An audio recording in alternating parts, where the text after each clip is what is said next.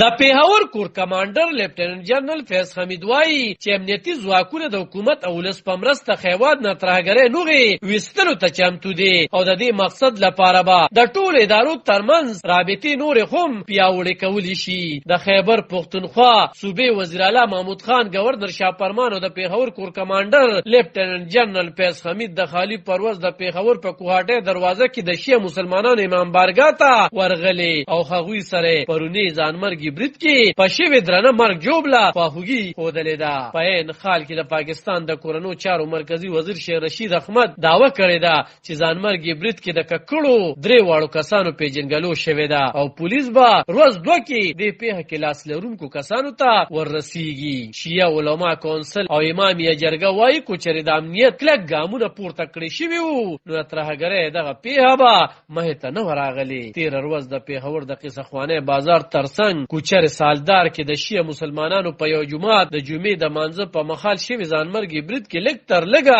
3 کسان وجل شوي او نږدې 200 نور جوړل شوي وو چې په وجل شو کې زیاترو جنازې نن په پیښور کې د ویر نه پډک چاپیریال کې شوي دي. دغه برید پړه وسلوالې ډلې داعش په غاړه اغستې ده او د خیبر پښتونخوا پولیسو مشر ښاغلي معظم جان انصاري په خپله یو وروستی مرکه کې اندېښنه ښکاره کړې وه چې داعش په صوبه کې د امنیت له لحاظ تر ټولو ستر ګواښ دی. د شیعه ورورولۍ سره د خبرو په وخت د پیښور کور کمانډر لیفټیننټ جنرال فیض حمید ویلي چې خیوات کې د امن او امان باوري کولو د دښمن د ناپاکو ارادو شنډولو لپاره به ټولې وسیلې په کار راوستل کیږي. د شیعه مسلمانانو مشرانو سره خبرو کې گورنر شاه فرمان ویلي چې دا پیښه زیاته خواشینونکې ده او مقصد یې قومي یووالي ته زیان رسولو چې موږ به د داسې پیښو تر شا د دښمن په عزایمو ځان پوښول او د هغې د شنډولو لپاره خپلو کې اتحاد او یووالي ته نوره وده هم ورکول وي. وزیر اعلی محمود خان په دې مخال د شیعه ورورولۍ مشرانو ته باور ورکړی دی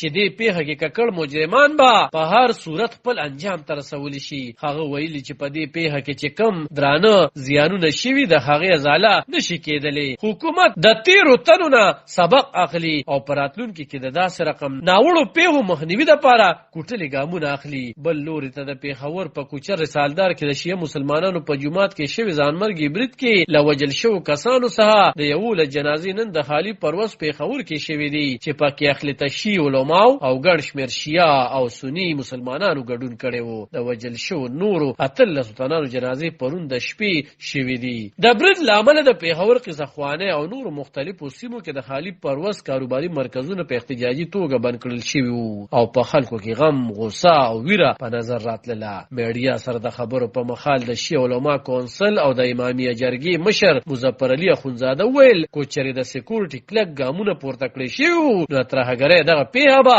مخې ته نه ورغلې. نوموړي زیاته کړه چې دې نه وړاندې پولیسو چارواکو ته درخواست ورکړی وو چې دغه پولیس خلکار دلته ډیوټۍ نه لرې کړي او هغه بیا دلته ډیوټۍ ته د پولیس لاین نه راځي او د هغه په موجودګۍ کې دغه سړی راځي او برید کوي. علب خان شیرپو، دلبر نیوز، پیښور.